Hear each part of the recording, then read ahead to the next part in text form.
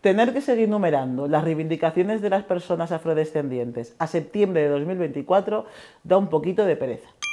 Para mí no es una cuestión solamente de inclusión, sino de exclusión. De la exclusión a la que se somete a parte de la población, a la cual no es solamente que no se nos represente, sino que se usurpa nuestro lugar, nuestras voces, nuestras historias, a las que se nos cuestiona continuamente y se nos intenta borrar continuamente de esta historia.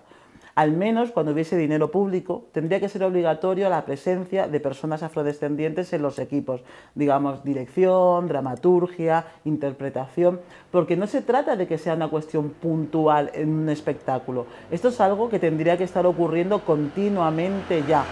Por ejemplo, se produce una gran exclusión en la formación por cuestiones económicas, lingüísticas o curriculares. Esto es algo que no debería seguir pasando, ¿no?